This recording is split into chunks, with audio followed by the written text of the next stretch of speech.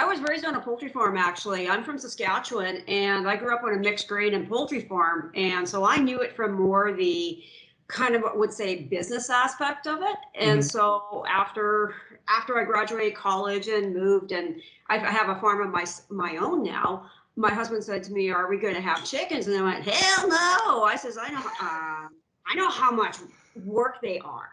And no, no, no, no, no, no, no, no, no. We're not having chickens. We're not having cows. Like, no way.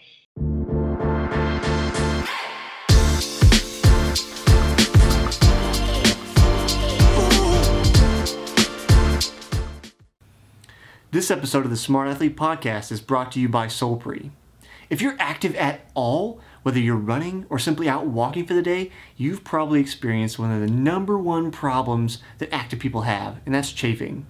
Solpre's all-new, all-natural anti-chafe balm solves that problem while feeding your skin the vital nutrients it needs to be healthy. If you'd like to stop chafing once and for all and treat your body right, go to solpri.com to check out the anti-chafe balm today. That's SOLPRI.com. Welcome to the Smart Athlete Podcast. I'm your host, Jesse Funk. My guest today is a self-described ultramarathon Clydesdale back-of-the-pack type runner. She is now coaching for back-of-the-pack cutoff chasers, and maybe most importantly, she doesn't live in the Midwest, but I do. And I feel like we've got some culture connection here. She's a chicken farmer. Welcome to the show, Sherri Donohue. Well, thank you. Thank you very much for having me. So Sherri, let's start with the icebreaker. Why do you raise chickens? Before we got going, I was talking about how I know there's several neighbors in my area that raise chickens. I'm in the Midwest. You're in Alberta. So for people who aren't familiar, which includes me, I'm only tangentially familiar. What's up with the chickens? Is it an Alberta culture thing? Are you just a big chicken fan? How did that get started? I was raised on a poultry farm, actually. I'm from Saskatchewan, and I grew up on a mixed grain and poultry farm. And so I knew it from more the kind of, what would say, business aspect of it. And Mm-hmm. so after I graduated college and moved, and I have a farm of my own now, my husband said to me, "Are we going to have chickens?" And I went, "Hell no!" I says, I know how much work they are. And no, no, no, no, no, no, no, no, no. We're not having chickens. We're not having cows. Like, no way.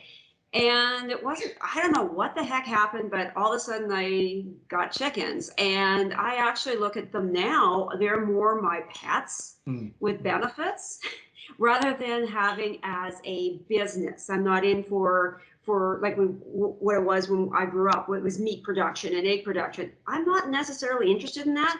I like to watch the community of chickens. I love roosters. And so, yeah, I have roosters, I have hens, I have pretty colors, they have personalities, and that's mainly what I have them for. They're my mental health release type deal. Yeah, and then they're a pet that gives something back besides just snuggling. Of course, you can get eggs, and then you've got some kind of food source there. You take care of them. Is it true if you take better care of them, they'll lay more eggs? I like to think so. They're a happy chicken. I wouldn't know either way, well, much to the chagrin of my father, who grew up on a farm. But um, I would think so. A happy chicken, like, you can tell the difference between a happy chicken and a stressed chicken. And I don't know, if you think about yourself, if you're in a stressful situation, you're not going to work, you're not going to put out your best productivity. But if you're a happy camper, you're going to put out much more productivity. You're going to be just a happier creature to be around. That's fair. That's fair. I think it makes plenty of sense, even if you're not like dyed in the wool animals activist, which I'm not. I'm a little more realistic than that. But I think if you look at it from the perspective of you know, living creatures deserve our respect, then you come at it from a place of, even if they don't produce more eggs, probably still best to treat them well and make sure they live, happy lives. So Sherri, here the elephant in the room. After reading your story, it took you period of time before you could call yourself an endurance athlete, and you describe yourself as a back of the pack runner. So, a little facetiously, but I have to ask you, what the heck are you doing, Sherri? Like, why are you, if you're not after the podium, like, why are you out there? Oh, that's a fair question. I've asked that myself, and I'll give you a little bit of info. I was not a runner all the way through. For instance, we did not run. Like, Saskatchewan, the only reason you ran is because either A, you were chased or your horse got out of the fence. Mm-hmm. So that's the only way we ran. And I didn't start running until after I was in my 50s. So after the age of 50, I started running. Now, I wasn't from the couch. I started I'm a second degree black belt or second degree brown belt in Kung Fu. So why am I doing this? I came across this quite accidentally. I never thought, well, yeah, I'm going to start running. No, no, not at all. I got dragged into a mud race and kicking and screaming, by the way, into a mud race, and found out I didn't die. But why am I still here? Why do I keep going even though the chances are 99% I won't be on a podium? I have been on a podium, but 99%. It's just something I am. It's just something I've got I don't want to say obsession because that sounds into the world of addiction, mm-hmm. But it's just, I love it. I love going out there. I love seeing what I can do, what I'm capable of.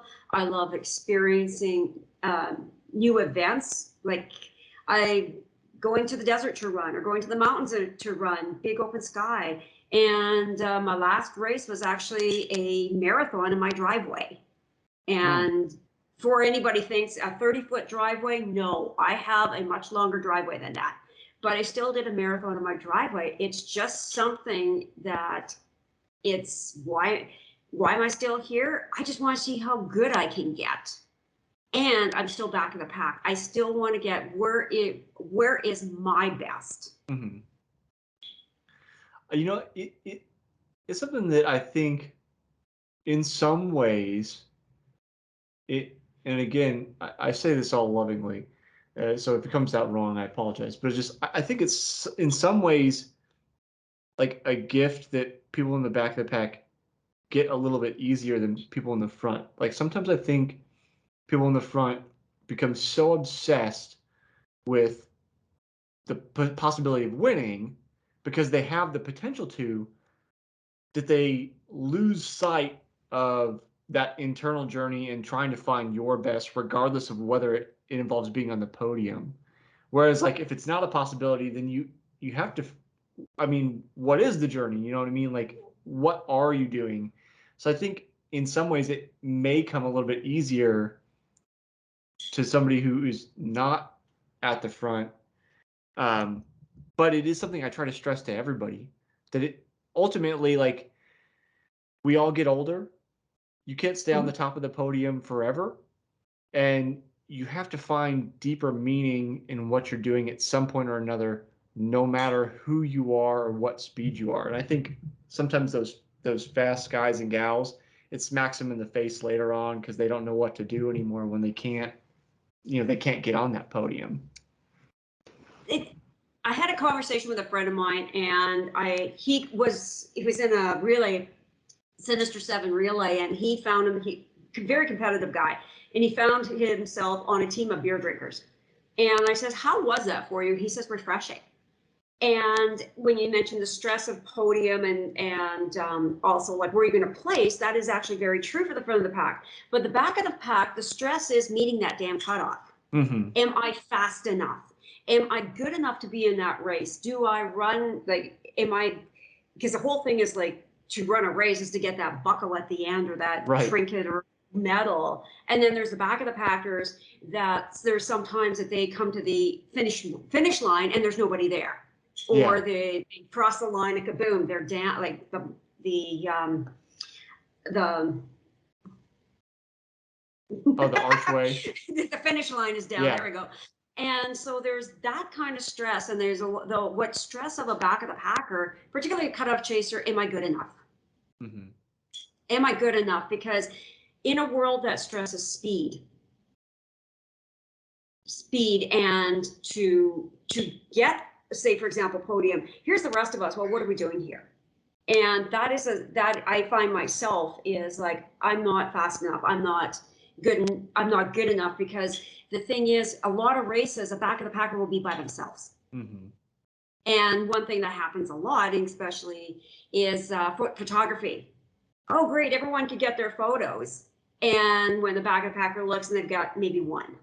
Yeah. Whereas the front of the pack has albums. Now, there was only one race I had that reversed, is I had over 50 photos to choose from. It was a Rebel marathon series. It was I had the photographers to myself, and that was sweet, and I cherish that. But yeah, the stresses, there's still stresses, but they're different stresses, front versus back, and it's a different race at the back of the pack. It really is.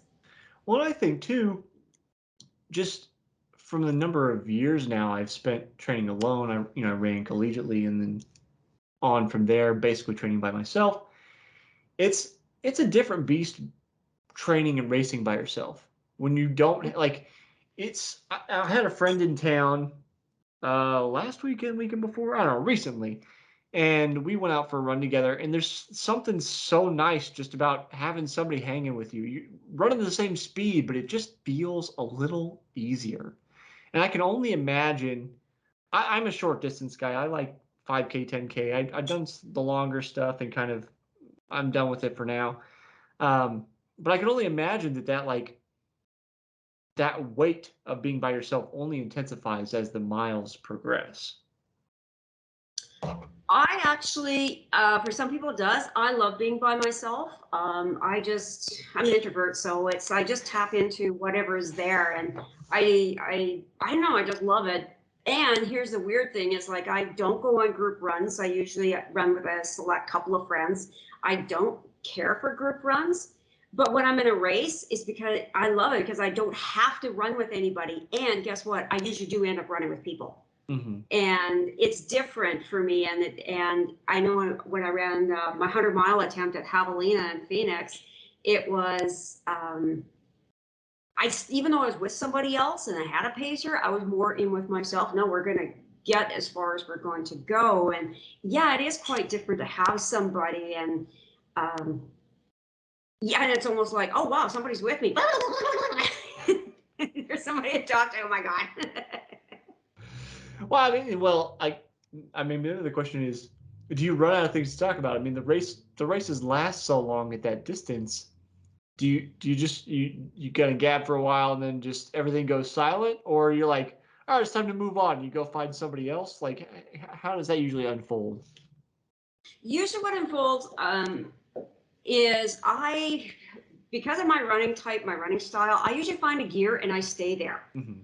And there's usually somebody who matches me, and I've had some people run with me through the whole race. Mm-hmm. And so the conversations, if in Javelina, a fellow was a local there, so we just kept talking about where we both lived, and I wanted to find out about the course and if scorpions were really a threat, or Mm-hmm. what's up with that. And the conversations actually really flow. And then there's times where we're silent. We just want to be with you. Just, okay, you're there, and we just want to be in that silence together. And that also happens too. So it really isn't standard for every race. It really Mm-hmm. does evolve. And when I paced a girl, and she was doing her first 50K, and she got to a really difficult point, and I said to her, she was feeling low, and I said, you can run and cry. You can run and cry at the same time. You don't have to stop. You can run and cry at the same time, but can't keep moving, because that's the only way you're going to get through it. Mm-hmm. And she did. I gave her space, and when she was finished her going through what she had to go through, she caught up with me. So it really is what happens in the moment. I've talked to a number of ultra runners on the show over the years now, and everybody seems to talk about the big, maybe a roller coaster, or the big ups and downs of emotions that come over an entire race. I don't think anybody's ever said the whole thing was like, oh, all sunshine and roses, just like everything went fine. Like there's always some moment of darkness. So I just, your pep talk to say it's okay to run and cry at the same time, I think is both enlightening and encouraging, just to know, like, in the sense that you think about, like, just accept where you are, Mm-hmm. even if that place is not a great place, and know that that's okay, and you're still capable of continuing forward as well, even if you are in that place. Oh, absolutely. And it's like there's not one pit of darkness. The longer the race, there's more. They get it. It's a roll. It honestly is a roller coaster. And I've had times of where I've gone from, yeah, I could really go on. I could do this, to get me off this course now, and everything in between. So I've been there, and I've had my emotional meltdowns in the middle of grizzly country with no radio contact, and I still have to get going.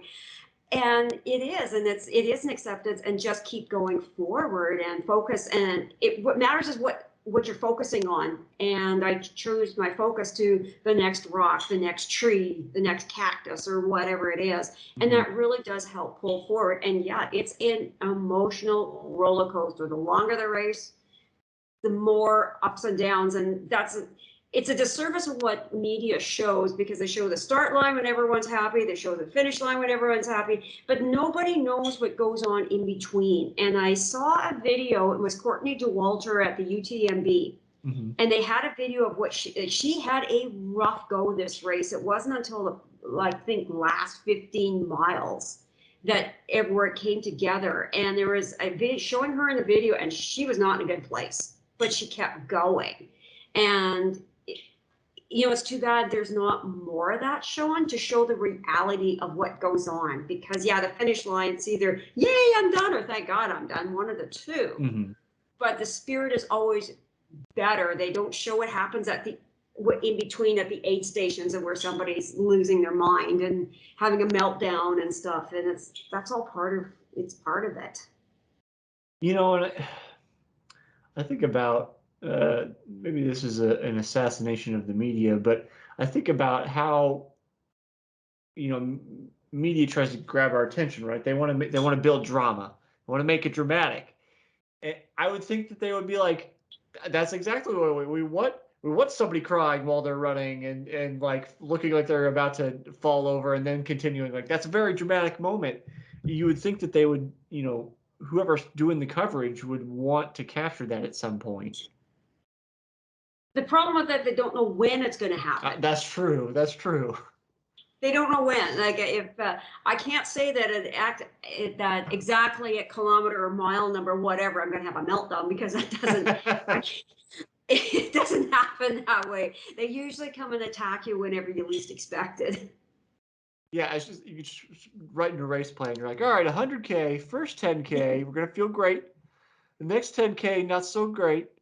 At 23K, we're gonna have a mental break, and we're gonna wonder why we're out here. Okay, yeah, just like plan the whole thing out. Let people know this is where I'm gonna have a tough time. I need a Snickers bar at mile 25. If only it were that easy. Oh my God, yeah.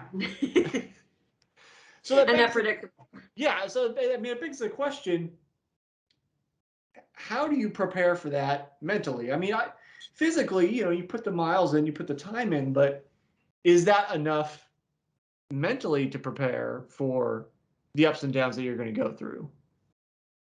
Well, that's part of the reason why I train the way I do. I train a lot of solo, and as I mentioned, I ran a marathon, and I've also ran a 50K using my driveway into the road and back, which is if I go to the corner and back, it's a 1 kilometer loop. And if I use my driveway, it's a 200-meter loop type thing. Mm-hmm. And I don't run with music. I run in silence. And when I did my marathon, it was a gut-sucking wind. It was just above freezing, and a gut-sucking wind, and it took strength to go through it. And people say, well, how can you do that? It's so boring. I don't consider it boring. And I said, you know what? You can have the prettiest scenery in the planet, but it'll get boring. at some point of time. When the sun goes down and it's dark, it can get boring. Mm-hmm. And when the putting in the miles, I always say when you've done your training, race day is race day. You don't know what's going to happen. You don't know that a storm's going to come in. You don't know that a cougar is going to walk in front of you. It's just be in that moment and be prepared. And I shouldn't say be prepared, but accept what's going to happen, because you don't know. And just take the race as it comes and let it unfold.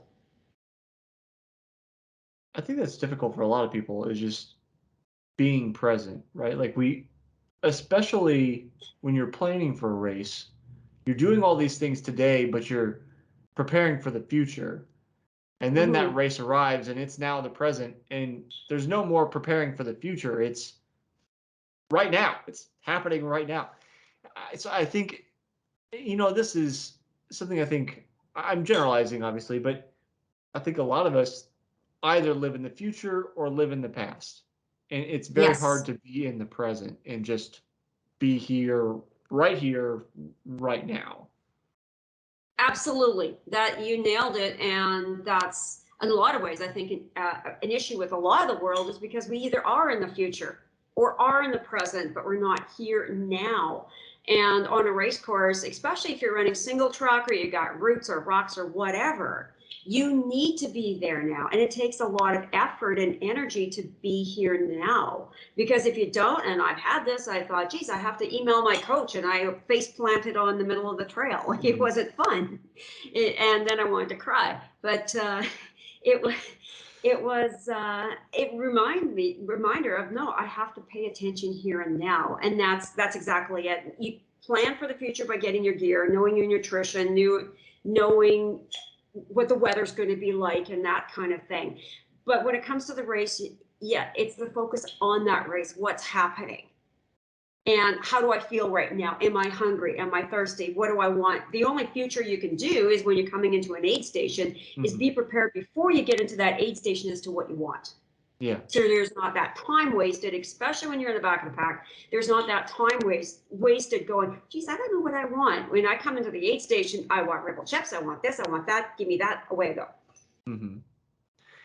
So it makes me wonder about, so when I race, I've kind of relaxed a bit as, my speed starts to get away from me, as, age creeps up.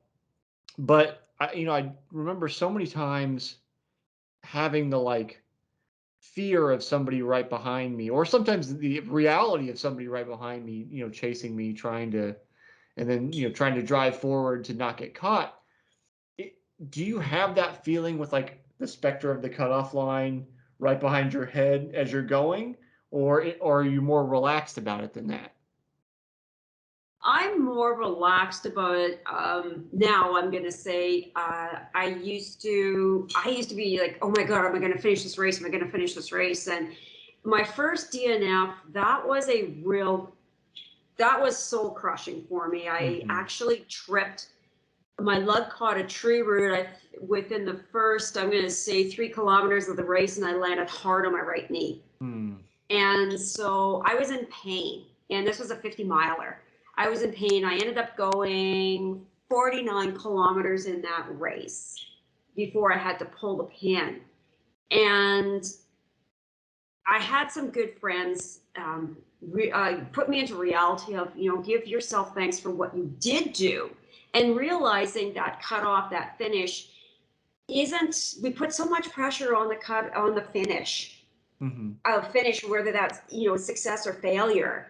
And I'll bring back my 100-mile attempt at Javelina, and I say attempt. I was being videoed for a documentary for this race. And I went, oh my God, what if I don't finish? And the girl that wrote the article in Canadian running magazine, Trail Special, that I was featured in, she goes, it doesn't matter. And that really brought up home, especially that race. If I didn't finish, I'm putting all my effort and energy into 2 seconds that it takes me to cross that finish line. Did I have the intention of finishing? Absolutely. And when it would come out to go For loop number 4 of 5, my pacer said, well, here's the reality. You have to do this loop in 4 hours in order to meet the cutoff. And I said, well, that's not happening. And yes, we're going out. Mm-hmm. Because my whole thing was, I'm going to go until I can't go anymore. And that's exactly what I did. Mm-hmm. Now, during that race, my first loop time was half an hour faster. My 100K time was an hour and 45 minutes faster than the year before. And I had the most incredible sunrise experience. So when I looked at, no, I didn't get the buckle. Actually, what happened is I crossed the finish line to give my chip in, and the girl handed me the buckle, and I said, no, I can't accept that buckle. If I was dishonest, I could have taken the buckle and went home. And I said, no, I can't do that. I didn't finish it, but the experience that I got, all I look at, the only thing that didn't happen was I finished. Yeah. But I had such an amazing race in between time. And when I look at, do I have in the mind that, yes, I've got this cutoff to make or have that? Yes, it is. And I also don't put so much pressure on it, because if it's too much right in the forefront, you're not relaxed. And it's when you're relaxed that you have a good run, that you are actually able to go faster. Now, having said that, if I can see the finish line right there and I see the clock is almost at time, will I drop everything and just give her? Yes, I will. I will find strength that I have no idea where it is, where it came from. But yes, I will do that at that point of time. Or if I know that, yeah, there's however distance left and I really got to go for it if I want to make it, yes, I will put the hammer down and go. But other than that, I don't, as I say, not anymore. Yeah. Too strong. I mean, I think that's a really beautiful way to approach it. And I mean, it's just like we were talking about, like the ability to be present, right? If you're only focused on the finish line, like you said, you're putting all this effort into, like, still this future event you're trying to get to for that one moment in time, instead of being present through the hours and hours of time it takes to actually do the entirety of the race. I feel like, maybe if you are only focused on the finish line, you miss the point. Yes. Yes, because there's so much that happens. And if you look at, say for example, a 100-kilometer race, there's like 19, 20 hours of stuff that happens before you cross the finish line. And I'm talking from my experience of doing the Javelina 100K in 20 hours and 54. If I looked at just the finish line, I missed out everything in between, the friendships I've made, the conversations, seeing a guy actually have a piece of cactus stuck in his leg, type thing like that. And yeah, like there's so much that's missed, whereas it's an event when it comes down to it. It'd be like going to a party and only looking forward and savoring the time that you leave. And when realizing there's a whole series of events that happened up to that point. And what's it like to run through the desert at high noon? What's it like to experience this? Or what's it like to be when the wind's blowing sideways and it's really cold? And how did I fare out? And when I look at each race, it's a learning experience. How did I fare out through each race? Is my training on point? Is my nutrition on point? Did I choose the right gear? Do I know how to access my bear spray in case I run across a bear? So like it's all stuff through the race. Did I answer the question, or did we go? I go off on tracks all the time. Don't worry about that. You make me think about the idea of the question. You're talking about all these experiences and living through the experiences and simply being with them. It comes with the territory, and I ask a little rhetorically, but can you enjoy suffering? You know what? It's funny you asked this question. One of my friends asked me, he goes, how are you so positive in the pain cave? How are you so positive in the pain cave? And I sat back, it was first went, I don't know. But then, and I pondered this question for a few years, and seriously, a few years. And it's almost bring it, because what's on the other side is usually a gift. Mm-hmm. And to get through that point, to get through that dark time, to get through that suffering, it proves what kind of resilience a person has. It proves the grit, the determination, the stamina a person has. And it's what's on the, I got through that. Yay, I'm alive. I didn't die. And which is how I felt the mud run. It was 6 kilometers of stuff. I honestly thought I was going to die, or I was going to get left behind. When it proved it didn't, oh hey, that wasn't so bad. Let's bring on the next one. And have I been in pain caves? Oh yeah. Oh yeah. Oh yeah. And in a lot of ways, it's oh, here's a pain cave. Okay, well, let's just get through it. If it's physical pain, it's going to last 20 minutes. Emotional pain, well, let's go. It's not going to last the whole race. Mm-hmm. Some is longer, some is shorter. And when the dog gives up and goes in the house and you're left by yourself running, like, yeah, no, I'm going to finish this thing. That's all there is to it. And keep in mind what that goal is. And for me, that it could be to finish that race. It could be just to finish what I'm doing. This may be I was about to say this, and I was like, I don't mean this as a pun. This may be a chicken and egg problem, but I wonder about like that idea of being able to move through suffering, realizing the impermanence of it, how that translates into everyday life, and then and it becomes a chicken and egg problem because of how you grew up, that maybe that helps inform how you race, and then vice versa. Like, do you have a perspective on that one influences the other or the other way around? Yeah, kind of. When I grew up, my mom always said I was stubborn. She's like, you're so damn stubborn. Well, yeah, I got to live with you. But yeah, no, I was always very stubborn. And my husband went and put it perfectly. He says, ultras are perfect for you because there you get to practice your stubborn in a safe spot. Mm-hmm. And I kind of thought of it, and yeah, he's right. I get a chance because it's a characteristic about me. And for a lot of, oh, you're stubborn, that's bad. Not in this environment.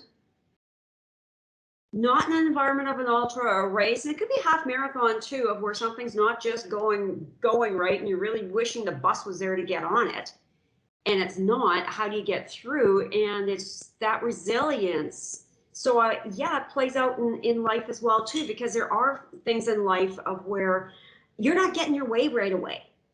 So what do? Do you give up? Do you keep going? Do you kind of back off and look and go, hey, how can I approach this a little differently? So I look at it's almost an intertwinement. I'm not getting that promotion that I should be getting. Why not? Do I give up? No. Do I keep going? Do I see if I'm not doing something quite right? It snowed last night. The tractor's not running. So what do? I take out the shovel and shovel. So it's as you say, a chicken and the egg. Well, it's which did come first. Mm-hmm. I think that begs the next question of how do you balance, like you mentioned that there's that race you didn't finish, you fell and you were in a lot of pain.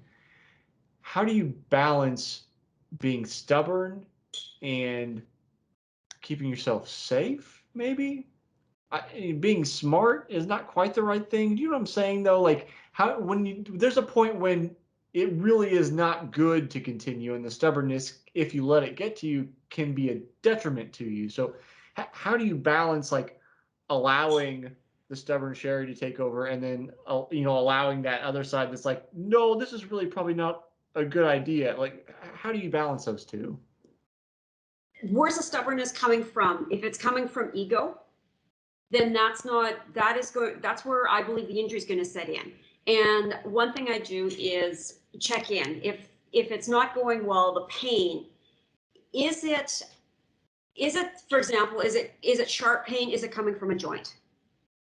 that's the time to pull a pin. Are you injured? And that's why I pulled a pin, because I wasn't gonna make cutoff anyway. Mm-hmm. But injury, that's a time to pull it. If it's, for example, if it's your muscles calling you a jackass, well, giddy up and get going, because the thing is, it's going to, like, that type of pain cycles. Like, you'll have a pain here, well, let's cycle over there. Mm-hmm. Or else, and look at the situation. I had one, it was a race where we had to cross the river, and the river was flowing. It was just above freezing. The temperature was dropping. And I looked and I went, there's no guide rail. I would have to walk across the river. And I just went, if I slipped and fell, nobody would see me.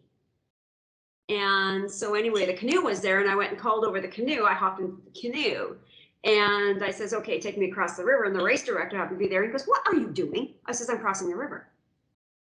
He says, you're supposed to get wet. So I smacked my hand, and I'm, water flying all over the place. He says, you are supposed to cross the river, get wet. I says, I'm getting wet. I'm crossing the river. And if you don't mind, leave me alone. I'm going to cross the river right now. Mm-hmm. Yes, I'm going to do it safely. And that's to keep that, I'm saying mental focus, but that awareness mm-hmm. of where you're actually looking at that situation. If I go on in this situation, is that life-threatening? Is it worth it?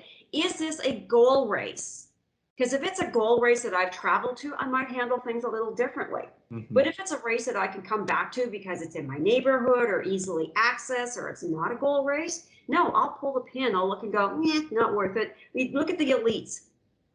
They don't finish every race they start. If they're starting to have problems, they will pull the pin for the next race because they've got other races coming. So when I look at how important is finishing this race to me, if it's not everything that I've ever threw my chips in, a friend of mine finished UTMB on a broken leg. And I'm like, wow, how could you do that? She goes, I earned this.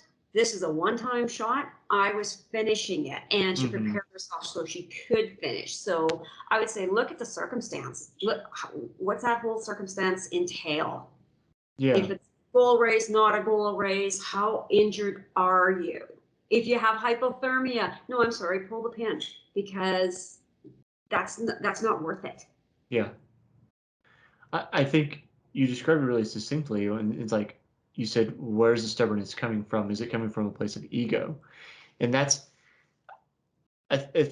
young athletes especially, and I was certainly in this category, so I'm speaking to my younger self, but just I think it's hard to have the awareness of some of that stuff where it's like, am I putting myself in danger? Because I pick on young athletes because you haven't necessarily gone through trauma yet, and you kind of feel a little more invulnerable, right?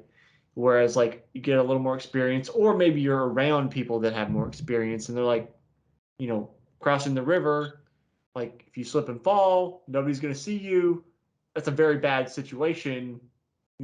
How do we negotiate this instead? And that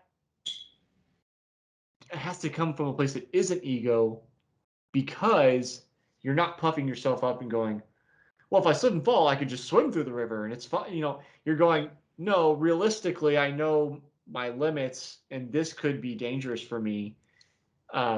Because there's the idea or the sense that like, our will conquers all, and like, we'll just, power for. It's like, well, it's a useful idea, but can be dangerous in some circumstances. Absolutely. And you also have to realize, and this was even during my tenure in Kung Fu, this is recreation. I'm not getting paid to do this. Yeah. This is recreation. And what's the fallout if I continue? And this is actually, I was crewing a good friend of mine, and he had blisters on the bottom of his feet, like all the blisters. He wasn't walking very well, and he still had another loop left to go for his 100-mile. And he says, I'm pulling the pin. And I said, wait a minute, let's just sit and talk about it. And I said to him, I'm not going to force you to do anything you don't want to do. And I said, come Monday or Tuesday or whatever, you got to wear work boots. How is this going to affect? And when he looked at everything, we looked at the broad picture, because it's easy to get focused. Oh, I gotta finish. I gotta carry on. But when you look at it realistic, this is entertainment. This is recreation. There's no big $1 million sponsorship. There's nothing on that hanging. So what we do depends on us. And if I did something that impairs, say, for example, something else, if it was a job or if it wasn't my ability to do something, how does that all fit? And when we have that perspective, then we're easier to make, we find ourselves easier to make that call. Because if somebody, say for example, they torqued their knee out or they broke something, that's how many months of not only having that injury, but coming back from that injury, having that injury heal. And my friend, when we talked about it on the way home, he was actually very good with his decision. He says, no, I made the right decision, and you have to be okay with that. And when I said to him, I said, okay, whatever decision you make, you got to be okay with it when you wake up tomorrow morning. Yeah. Sherri, we're starting to run down on time. So if you don't know, for any listeners, the show has been around, they know I ask everybody for a single season one question. So this is a question that transcends disciplines and people and time zones and all the kind of things. This year's question, I think, is especially important.